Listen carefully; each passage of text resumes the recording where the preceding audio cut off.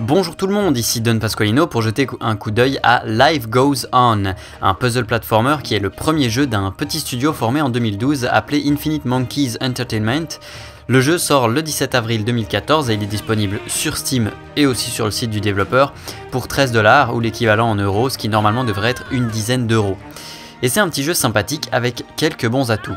Donc en quoi consiste Life Goes On? Eh bien, comme vous pouvez le remarquer, on contrôle des petits chevaliers, je dis bien des petits chevaliers et non pas un, parce que le principe sur lequel le jeu se base est justement qu'on a un nombre apparemment infini de chevaliers qu'on peut envoyer au casse-pipe pour résoudre des puzzles et récupérer des coupes en or.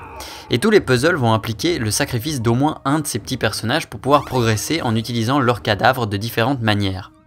Le concept est assez surprenant mais il est original et il est bien mis en place.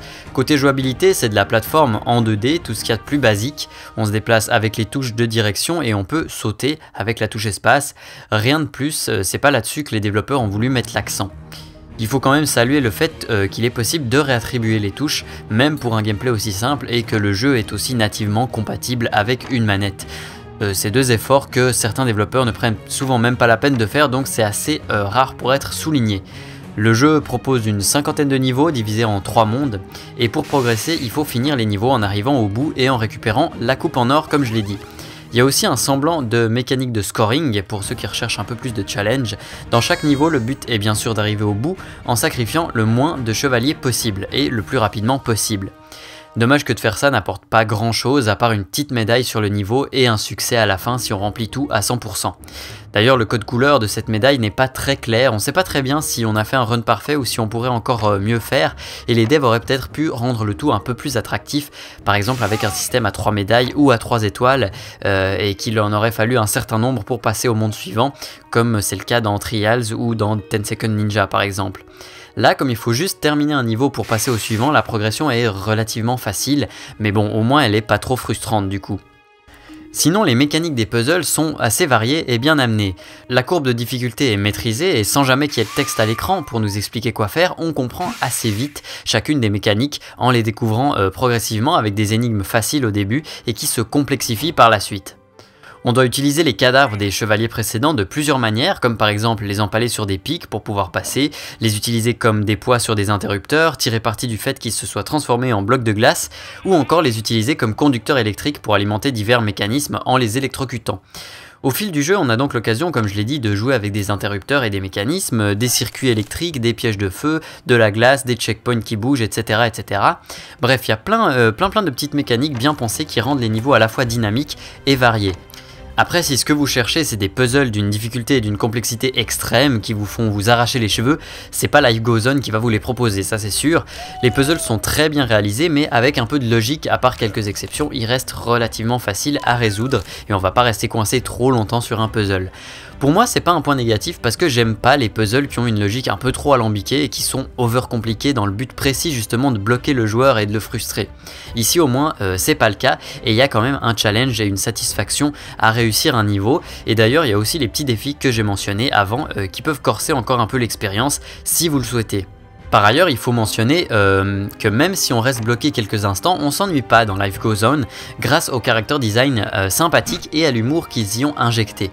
Les chevaliers sont mignons et c'est assez rigolo de découvrir toutes les manières qu'ils peuvent avoir de mourir, avec d'ailleurs toute une palette de cris rigolos. Ça a un côté Lemmings, je sais pas si vous connaissez ce jeu qui est assez vieux mais qu'ils ont fait pas mal de remakes. Lemmings en a un peu plus poussé aussi parce que chaque chevalier a un nom unique qui apparaît en bas de l'écran et qui est généré, je pense, aléatoirement et qui est biffé quand ce chevalier meurt. C'est déjà assez drôle. En plus de ça, il y a aussi beaucoup d'humour dans les inscriptions qu'on trouve dans le jeu, même si elles sont peu nombreuses, mais par exemple à la fin des niveaux où il y a toujours un petit commentaire acide à côté du mot victory qui souligne les sacrifices qu'on a dû faire pour arriver à cette victoire justement. D'ailleurs, le jeu est en anglais, mais c'est pas grave étant donné le peu de texte qu'il contient. Autre démonstration de l'humour des développeurs, les quelques références très sympathiques qu'on peut rencontrer au fil du jeu, dans les succès notamment, mais aussi dans les niveaux eux-mêmes. On a par exemple à un moment tout un niveau qui est très clairement une référence à Portal avec le cube de voyage, qui est ici un cube de glace avec le chevalier précédent qui est mort à l'intérieur. Et rien que pour les crédits de fin du jeu qui sont vachement inventifs, j'ai trouvé très amusants, ils m'ont bien fait rire personnellement, et ben je pense que le jeu mérite d'être fait rien que pour ça. Néanmoins, j'ai quand même quelques réserves au sujet de Life Goes On. L'aspect visuel et graphique pour commencer, qui fait un peu trop cheap à mon goût, même s'il est assez mignon. Vous le remarquerez sans doute, les décors sont colorés et ont une certaine personnalité, c'est vrai, mais techniquement, ça reste un peu basique et grossier et ça donne un aspect vieux ou bâclé qui n'est pas très appréciable. Les textures sont généralement assez moches, il y a un aliasing assez prononcé et les décors sont anguleux. Certains rochers on dirait qu'ils ont été faits sur Paint en 10 minutes, c'est juste ça. C'est un peu dommage parce que en 2009, Frozenbyte avec le jeu Trine nous montrait déjà qu'on pouvait faire quelque chose d'absolument magnifique visuellement, même avec une petite équipe de développement et peu de moyens, et sans sacrifier le gameplay. Du coup, même pour un petit jeu 2D indépendant, je pense que Life Goes On aurait pu faire mieux, un petit peu mieux, et avoir peut-être un petit peu plus d'ambition au niveau de son style visuel, même si ça reste un détail pour ce type de jeu. Au niveau du sound design, c'est assez réussi. Comme je l'ai dit, les sons des morts des chevaliers sont assez rigolos et aussi assez variés. Quant aux musiques, elles sont sympathiques et assez mignonnes, mais deviennent vite répétitives quand même, parce qu'elles ne changent pas beaucoup et que c'est un peu tout le temps les mêmes. Sinon, côté gameplay, pas grand chose à redire, à part peut-être que j'aurais apprécié un raccourci pour pouvoir recommencer un niveau directement avec une touche, plutôt que de devoir aller dans le menu à chaque fois pour pouvoir restart le niveau. Mais c'est tout. Du coup, même avec ces quelques petits détails gênants, Life Goes On reste un puzzle platformer agréable à parcourir avec une durée de vie relativement raisonnable d'environ 3 heures.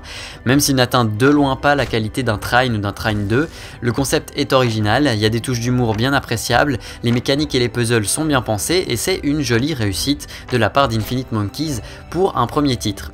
Et si vous êtes intéressé par le concept mais pas convaincu à 100%, vous pouvez bien sûr attendre les soldes comme toujours sur Steam, mais aussi aller sur le site officiel du jeu et télécharger une démo, une version démo qui est gratuite et qui pourra vous donner une bonne idée du jeu. Voilà, c'était Don Pasqualino avec un coup d'œil sur Life Goes On. Merci d'avoir regardé et bon jeu à tous. Allez, à plus les amis.